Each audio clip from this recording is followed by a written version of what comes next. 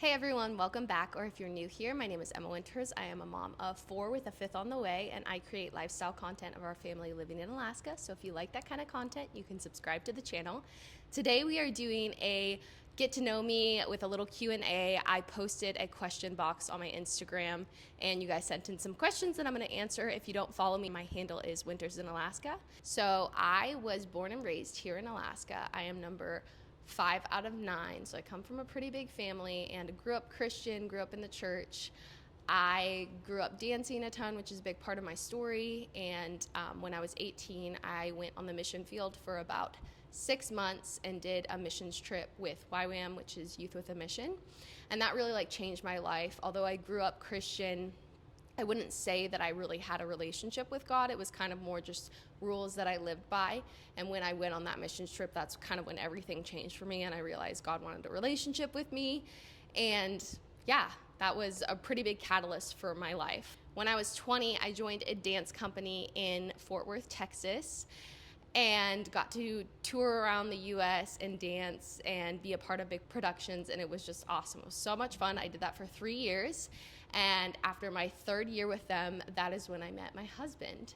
He was also living in Texas at the time. Although he's from Ohio, he was there doing Bible school, and we met and fell in love, and within 10 months of meeting each other, we got married. We thought we wanted to wait to have kids and ended up getting pregnant like 9 months after we got married.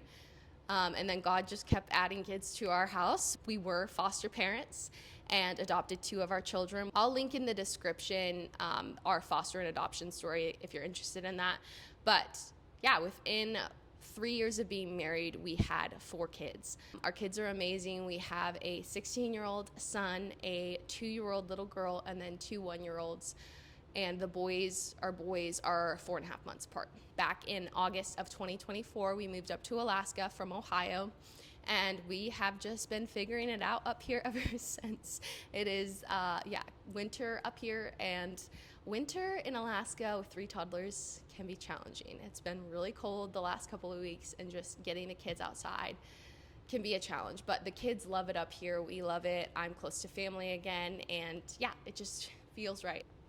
I want to get into your questions. So the first question is, how do you take care of yourself so you can take care of your kids? Alone time, question mark.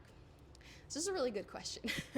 And I would say that this looks different person to person and season to season. I would also say that I was not very good about this the first. It really wasn't a big deal when it was just me and my husband and our daughter. But once we added more kids, this was something that became really evident I needed, and also it was going to have to be something that me and my husband fought for. I would say the biggest way I take care of myself is making sure I spend time with the Lord and in His Word. If I don't do that consistently, I notice a huge difference in just how I approach parenting. It can be less of a joy, and I am less patient and less kind and all the things I don't want to be. And I just find that taking that 15 minutes or that 20 minutes just to spend with the Lord, get in His Word, just completely changes the trajectory of the day. I have a really hard time reading or spending time with the Lord when the kids are awake. So I like to do that before the kids wake up. But if you're a mom to littles, you know that sometimes sleep is just all over the place. And so I just have to take it where I get it. It's not as rigid or scheduled as other people, which I'm just not that type of person either. I'm not a type A personality. I'm very go with the flow, and structure can be hard for me to implement.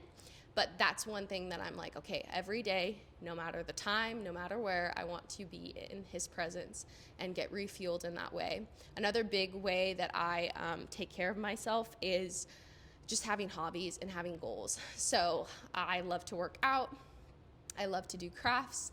I love to read. It can be hard to actually do those things sometimes, but I've noticed if I bring my kids along, not only is it a really sweet connection point, but also I can actually do them. So that may look like I've done a ton of runs with the kids in the stroller. Yes, all 3 of them, which is a killer workout, or even just walks, getting out in nature with them. Reading, my kids love to read, so if we're just sitting on the couch reading all together, like that's awesome. Or crafts, my daughter's super into crafting, and just bringing them along for those hobbies. I also know that this season of life is just a season. It's not going to be forever that the demands are going to be this high, and as they get older, like now having a teenager, I know that it just looks different when they get older. So it is a season, and although I need to prioritize myself and make sure that mom and dad are healthy, I will have lots more time as the kids get older to really pursue different hobbies or interests. And that always just keeps me level-headed, knowing that this is just a season. This isn't forever. This isn't what my life is always going to look like. But being a stay-at-home mom with 3 toddlers, the demands are a lot. So yeah, just adapting to that and being okay with that for the season has really helped me to not become resentful or bitter or just not have joy in my day-to-day life. The second question is, what is your skincare routine?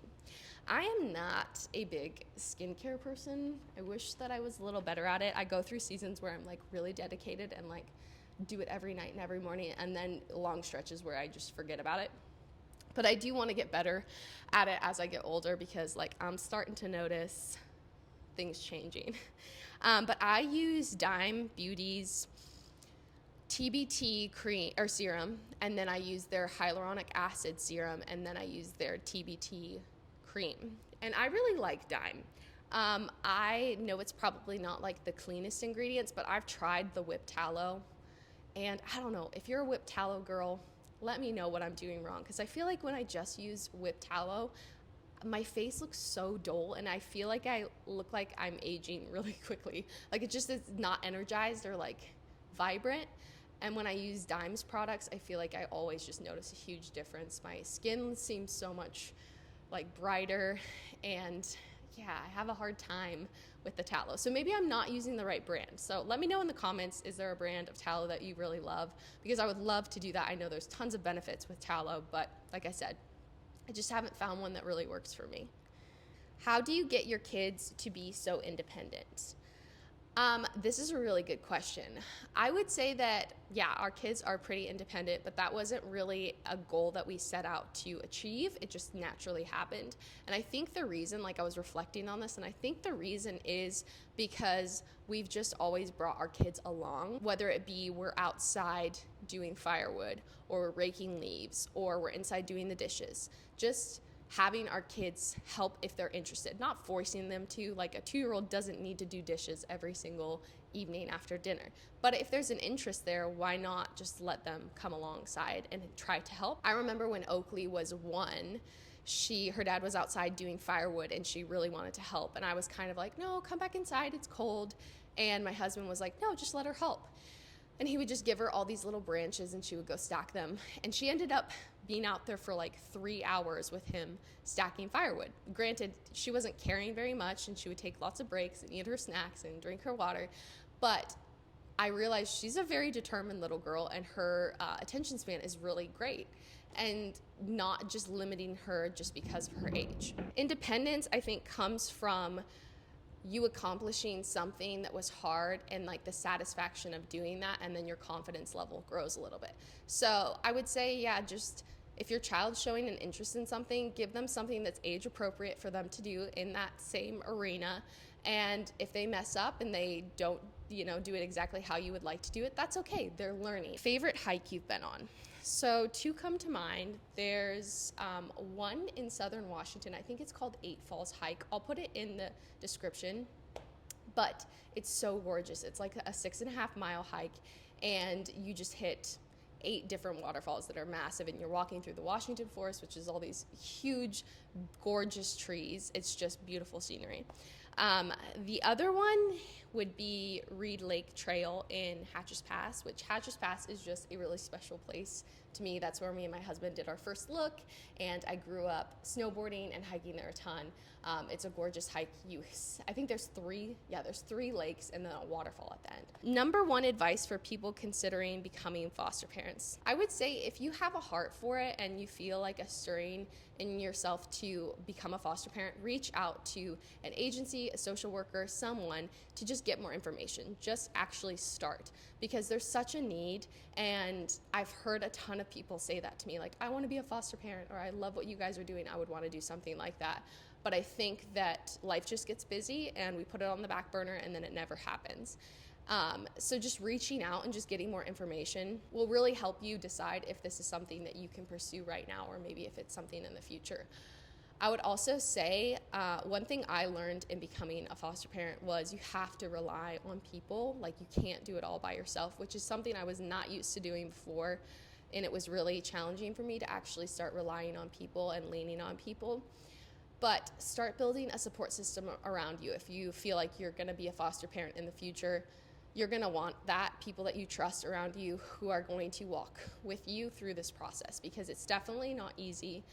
It's definitely a journey. And although me and my husband were only foster parents for a year and a half, I would say that the process, the whole journey would have been so much more challenging if we didn't have our support system in place. We had an amazing church and just friends and family around us that were able to step in and help support us when we were tired or overstimulated or just having a hard week. They would bring food, they would help babysit, whatever they could do. So those are the two things I would say, is reach out, start to get a little more information, and just see what the process is, what it would even look like for your family, and then also start to build that support system around you of people that you trust, that you would rely on once you are actually a foster parent. Thank you guys so much for sending your questions. That was really fun. I didn't answer all of them, so if I didn't answer your question, head over to Instagram and I messaged you directly. But I want to do another one of these. These are really fun. So again, you can follow me over on Instagram. My handle is Winters in Alaska, and I will see you guys in the next video.